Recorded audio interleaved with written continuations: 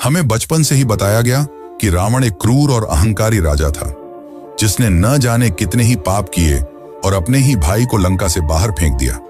पर हमेशा जो दिखता है वह सच नहीं होता। जो आपने बचपन से देखा और सुना वह रावण नामक सिक्के का बस एक ही पहलू है।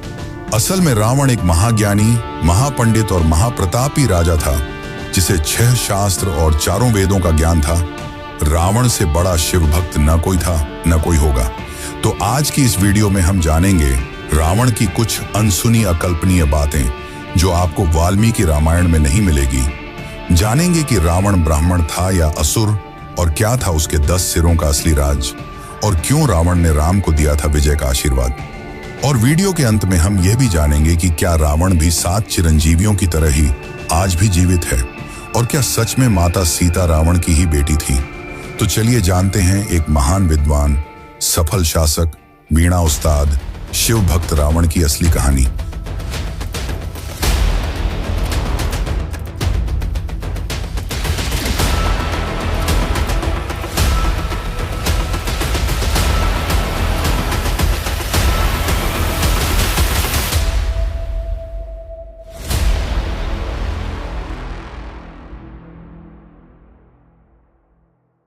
रावण अपनी शक्तियों से तीनों लोकों को जीत चुका था।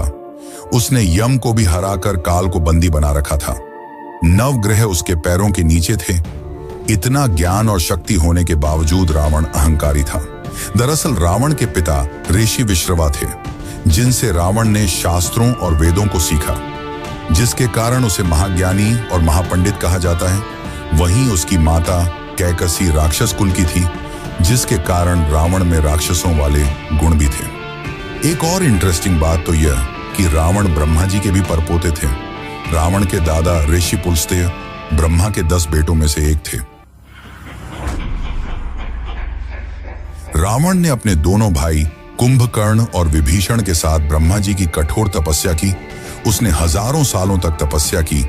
रावण हर 1000 वर्ष समाप्त होते ही अपना एक सिर काटकर ब्रह्मा जी को अर्पित कर देता, और अंत में जब वो अपना 10वां सिर काटने वाला था, तब ब्रह्मा जी उसकी भक्ति से प्रसन्न हुए और उसे और उसके भाइयों को वरदान मांगने को कहा।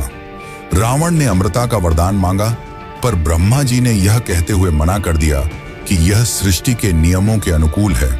तब रावण ने वरदान मांगा कि उसे दानव, देवता, किन्नर, नाग कोई न हरा सके, और अपने अहंकार में रावण ने मनुष्यों और वानरों को तुच्छ समझते हुए उनसे सुरक्षा नहीं मांगी, और इसी कारण यही उनके अंत का कारण बने। ब्रह्मा जी ने उसे वरदान देते हुए उसके 10 सिर भी उसे लौटा दिए, और अमृता के लिए अमृत विला दिया जो रावण की नाभि में था, और उसे चेतावनी दी कि यह अमृत विला सिर्फ अग्नि बाण से सुखाया जा सकता है, जो कि केवल श्री हरि विष्णु के पास है, तो तुम उनसे दुश्मनी मोल ना लेना। अब इसके बाद ब्रह्मा जी ने कुंभकर्ण को वरदान मांगने को कहा। कुंभकर्ण इंद्रासन यानी कि देवों का आसन मांगने वाला था, पर देवों के चाल से माता सरस्वती कुंभकर्ण की जीभ पर विराजमान हो गईं और इंद्रासन की जगह निद्रासन का वरदान मांग लिया। अंत में विभीषण ने आजीवन प्रभु की सेवा और भक्ति करने का वरदान मांगा, जिससे ब्रह्मा जी प्रसन्न हुए और उसे यह वरदान खुशी खुशी दे दिया।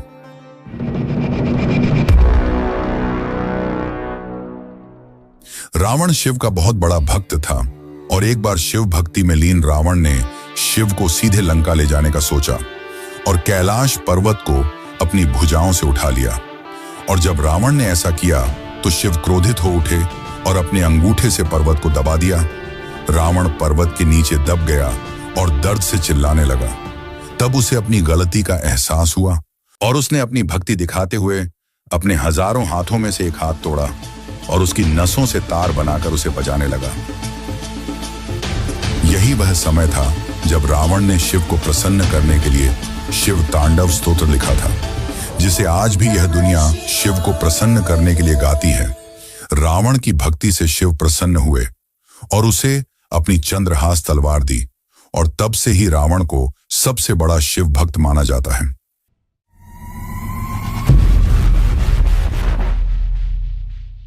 क्या रावण के सच में 10 सिर थे?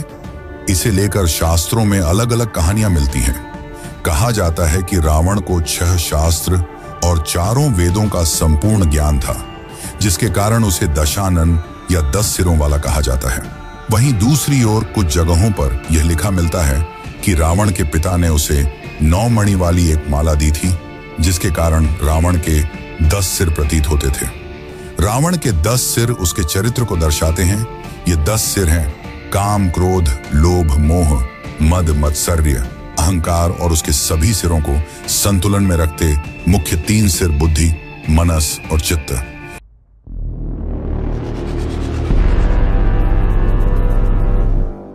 राम सेतु बनाने के लिए राम ने यज्ञ किया और यज्ञ कराने के लिए ब्राह्मण की जरूरत थी, और उस समय रावण से बड़ा ज्ञानी ब्राह्मण और कोई नहीं था। इसलिए राम ने रावण को आमंत्रण भेजा और रावण ने यज्ञ में भाग लिया। कहा जाता है कि यज्ञ में पति पत्नी को बैठना होता है, जिसके कारण रावण ने सीता माता को मुक्त कर यज्ञ में शामिल किया था। लेकिन कुछ जगहों पर यह लिखा मिलता है कि रावण ने सीता को मुक्त नहीं किया था, बल्कि उसकी एक मूर्ति बनाकर पूजा में बैठाया था। और पूजा समापन होने के बाद राम ने रावण से जीत का आशीर्वाद मांगा और रावण ने खुशी खुशी राम को विजय का वरदान दिया। कहा जाता है कि रावण को अपनी मृत्यु का पहले से ही ज्ञान था और उसने ही अपनी मृत्यु का जाल रचा था। पर उस सच को जानने से पहले हम रावण के जन्म की असली कहानी को जान लेते हैं।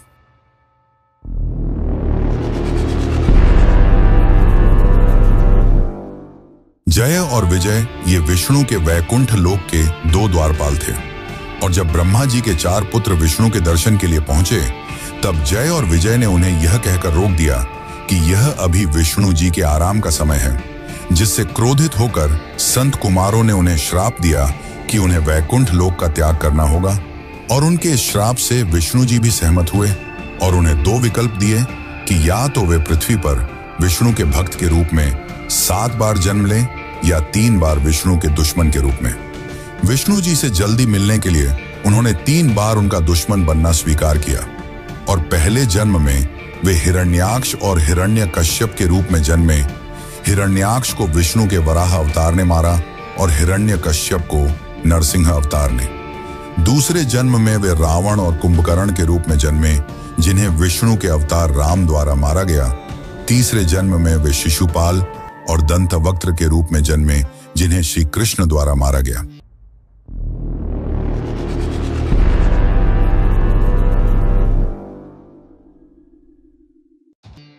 माना जाता है कि माता सीता रावण की मृत्यु का कारण बनी, पर यह पूरी तरह सच नहीं है। इसके पहले भी रावण को कई ऐसे श्राप मिले जो अंत में उसकी मृत्यु का कारण बने। एक समय की बात है जब स्वर्ग की अप्सरा रंभा कुबेर के बेटे के पास जा रही थी, तब मार्ग में रावण ने उससे छेड़छाड़ की, जिससे क्रोधित होकर कुबेर के बेटे ने रावण को श्राप दिया कि अगर वह स्त्री की इजाजत के बिना उसे हाथ लगाएगा तो वह भस्म हो जाएगा। और इसी श्राप के चलते रावण ने माता सीता को हाथ नहीं लगाया। दूसरा यह कि रावण अपनी अहंकार और जीतने की चाह में कई राजा महाराजाओं को मारता गया, और जब उसने 21वें रघुवंशी राजा अनर्ण्य को मारा तो अनर्ण्य ने उसे श्राप दिया कि मेरे ही वंश के राजकुमार द्वारा तुम मारे जाओगे। और ऐसा ही हुआ। 62वें रघुवंशी वंशज राजकुमार राम द्वारा रावण को मारा गया। पर कुछ लोगों का यह मानना है कि रावण मरा नहीं, बल्कि आज भी जीवित है, और कलयुग के अंत के पश्चात वेद और शास्त्रों का ज्ञान देने फिर से आएंगे, और अभी वे लंका की किसी गुफा में हैं। तो चलिए जानते हैं इसकी असली सच्चाई।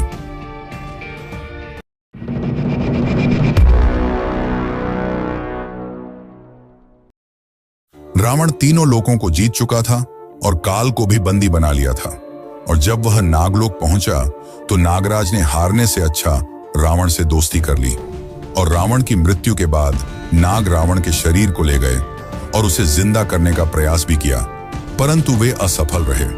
तब उन्होंने रावण के शरीर को सहायता और अन्य जड़ी बूटियों की मदद से ताबूत में बंद कर दिया और लंका की किसी गुफा में सुरक्षित रख दिया, और माना जाता है कि रावण कलयुग के अंत में फिर आएंगे।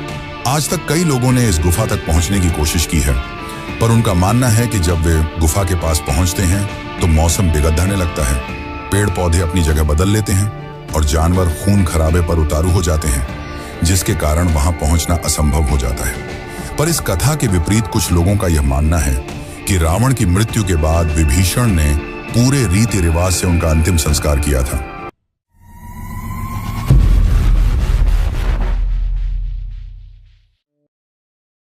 दरअसल रावण एक सफल शासक था जिसके राज में लंका ने सिर्फ विकास ही किया। रावण ने कई ग्रंथ और आयुर्वेदिक पुस्तकें लिखी। उसने रावण संहिता भी लिखी।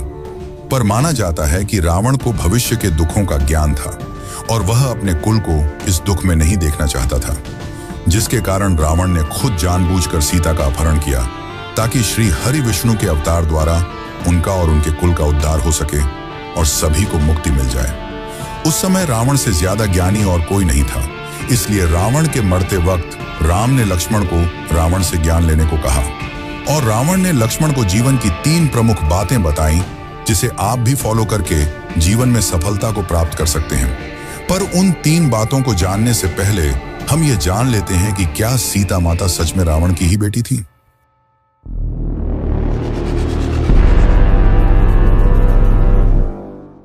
रामायण के जैन वर्जन में हमें यह कहानी देखने को मिलती है जिसके अनुसार सीता रावण की बेटी थी। माना जाता है कि सीता रावण और मंदोदरी की पहली संतान थी, पर उनके जन्म के समय रावण को यह ज्ञात हो गया था कि उसकी पुत्री का पति ही उसकी मृत्यु का कारण होगा।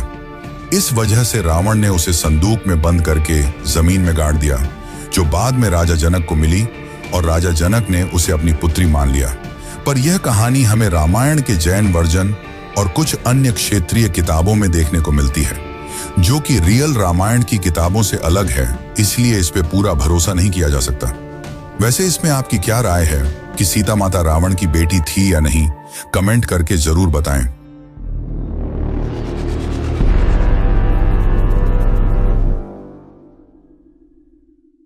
अब हम वह 3 बातें जान लेते हैं जो रावण ने लक्ष्मण को बताई, जिसे आपको भी अपने जीवन में उतारना चाहिए ताकि आप भी एक सफल इंसान बन सकें।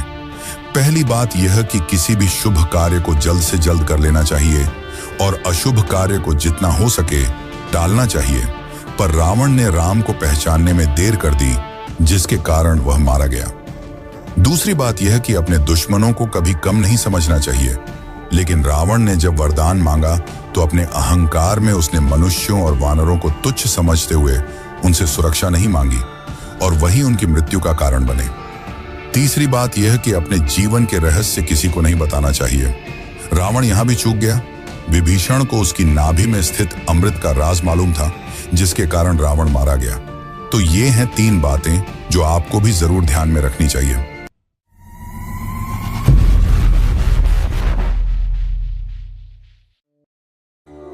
रावण सिर्फ एक राक्षस नहीं था। माना कि उसने लंका अपने ही बढ़े भाई कुबेर से छीन ली थी, पर फिर भी रावण के काल में लंका ने सिर्फ विकास ही देखा है, जिसके कारण आज भी लंका और भारत की कई जगहों पर रावण के मंदिर उपस्थित हैं और उसे आज भी पूजा जाता है। रावण एक महान चिकित्सक और आयुर्वेदाचार्य भी थे और उन्हें भविष्य की बीमारियों का पहले से ज्ञान था और इसी वजह से उन्होंने आयुर्वेद पर 7 पुस्तकें लिखी। रावण जैसा न कोई था न कोई होगा। रावण की शिव भक्ति ने शिव को भी प्रभावित कर दिया। तो ये थी महाज्ञानी महापंडित रावण की असली कहानी, जिसकी जिंदगी का बस आपको एक ही पहलू मालूम था, जिस जीवन का अंत प्रभु श्री राम ने किया।